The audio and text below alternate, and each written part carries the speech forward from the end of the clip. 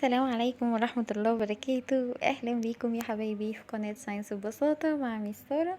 إن شاء الله بإذن الله النهاردة هنكمل lesson 3، هناخد part 2 respiratory system. معلش اتأخرت عليكم شوية بس غصب عني كده، الدنيا كانت مكعبلة، بس إن شاء الله بإذن الله أنزل لكم كل اللي فاتكم. احنا هنتكلم عن ال respiratory system. ايه ال respiratory system ده حبايبي؟ ال respiratory system ده اللي هو الجهاز التنفسي، يعني الجهاز اللي بيساعدك انك تتنفس. طيب هل علشان اتنفس يا ميس ده انا مجرد ان انا بس باخد هوا وبطلع هوا؟ ياه، انت فكرك الموضوع بالبساطة دي؟ لا طبعا، ده في حاجات كتير بتحصل مجرد ان انت بتاخد الهوا وتطلع الهوا. تعالى بقى نعرف ايه اللي بيحصل مع بعضينا. نقول بسم الله الرحمن الرحيم، يلا بينا.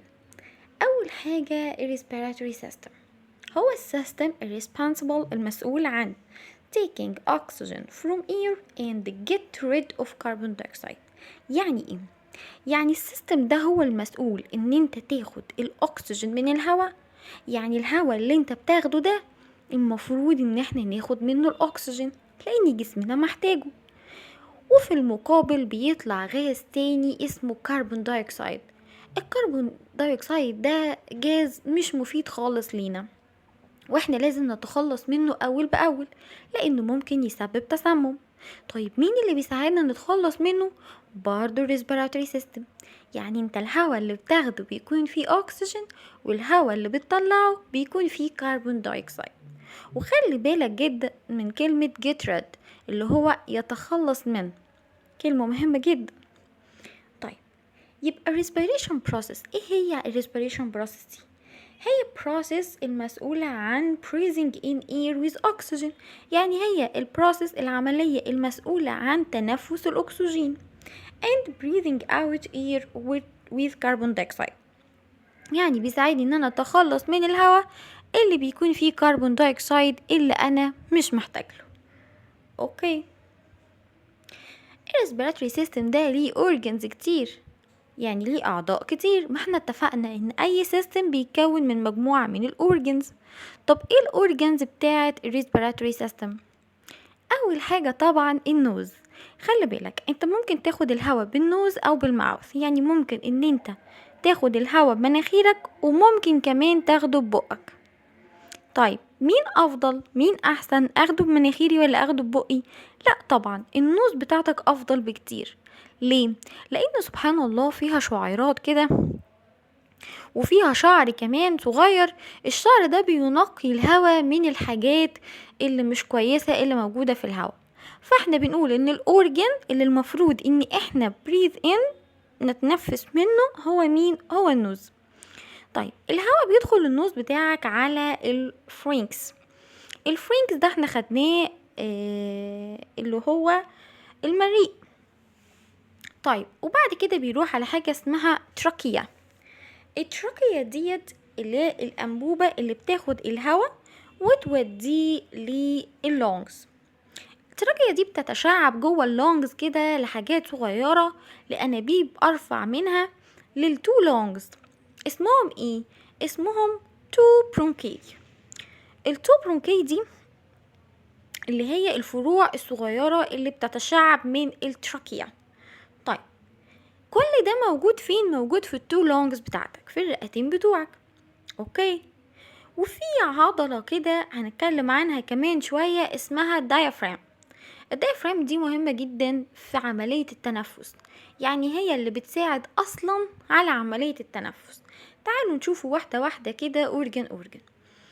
اول حاجة النوز، هو the first organ of respiratory system، اول عضو في الريسبيراتوري سيستم، والاير بيدخل منه للبادي بتاعك. تمام، وقلنا خلاص انه ساعات بيدخل من النوز من الماوس، والافضل طبعا ان احنا نتنفس من النوز بتاعتنا. اوكي، نيجي بعد كده للثروت. قالك ان هو allow air بيسمح للهواء path from nose to trachea، يعني بيخلي الهواء يدخل من النوز بتاعتك للتراكيا بتاعتك. اوكي، وبعد كده عندنا التراكيا. التراكيا ديت هي تيوب بتسمح للهواء انه passes to two bronchi، يعني بتسمح للهواء انه يمر على او يدخل للتو برونكي. تمام، اللي هما الانابيب الارفع. شايفين انبوبة كبيرة اللي هي التراكية طالع منها انبوبتين صغيرين اللي هما الارفع منها دول اسمهم ايه؟ تو برونكي.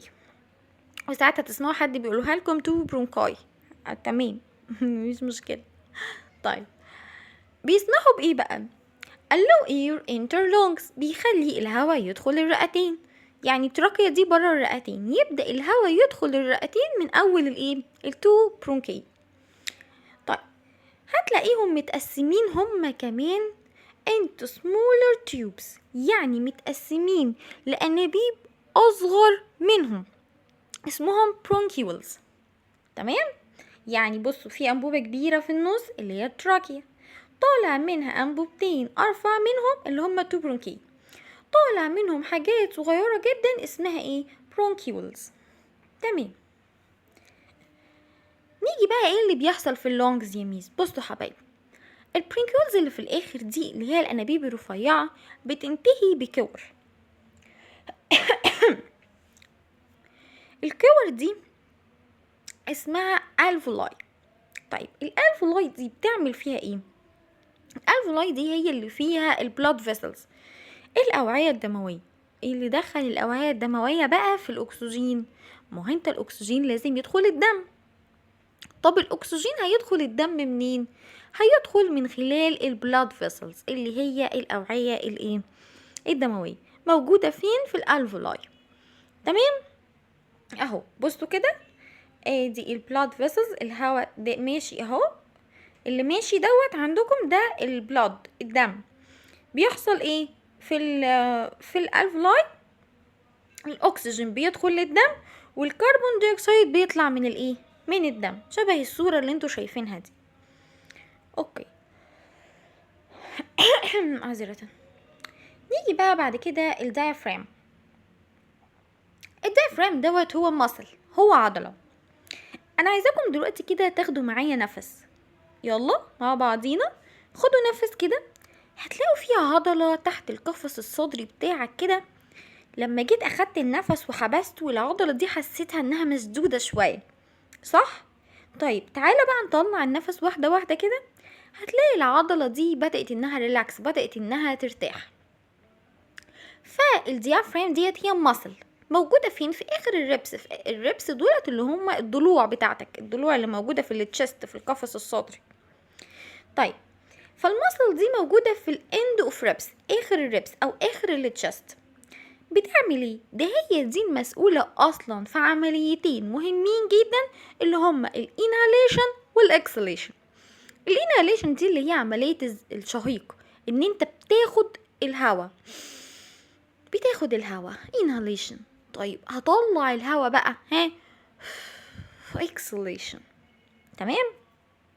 طيب مين المسؤولة بقى عن العمليتين دول؟ هي الدايفرام. اوكي، يبقى الريسبيريشن بروسيس بتحصل في عمليتين. انت لما تيجي تاخد نفس او لما تيجي تتنفس بتاخد نفس وتطلعه. النفس اللي بتاخده دوت اسمه inhalation process اللي هي الشهيق. اللي بيحصل بقى فيه واحدة واحدة عشان انت لازم تعرف الفرق بينهم كويس جدا. اول حاجة الدايفرام كونتراكت، يعني زي ما قلت لكم خدوا هوا كده واكتموه، هتلاقي نفسكم مش مرتاحين، في عضلة كده مشدودة. العضلة دي اللي هي الدايفرام. كلمة كونتراكت يعني تنقبض، يعني مشدودة، خلاص. وليها اسم تاني شرينكس. تمام. وهتلاقوها انها تتحرك لتحت، يعني الدايفرام لما تيجي تاخد نفس هتلاقي الدايفرام ده بيشد كده جامد ويتحرك لتحت. هو ليه بيتحرك لتحت؟ علشان يوسع مكان للهواء اللي داخل. فكده التشيست بتاعك اللي هو الحجم بتاع القفص الصدري بتاعك هيزيد ولا يقل؟ الديافرام هينزل لتحت فهيوسع مكان، يبقى السايز اوف chest increases، يعني حجم صدرك هيزيد، اللي هو القفص الصدري يعني هيزيد. ليه؟ لان انت عايز تاخد اكبر كم من الهواء، صح كده؟ طيب يا ترى الهواء اللي انت واخده ده المفروض يكون مليان بالايه؟ بالاكسجين. تمام؟ يبقى في الانهاليشن بروسيس الدايفرام بتعمل ايه؟ contract او بتنقبض يعني، وبتروح downward يعني بتنزل لتحت.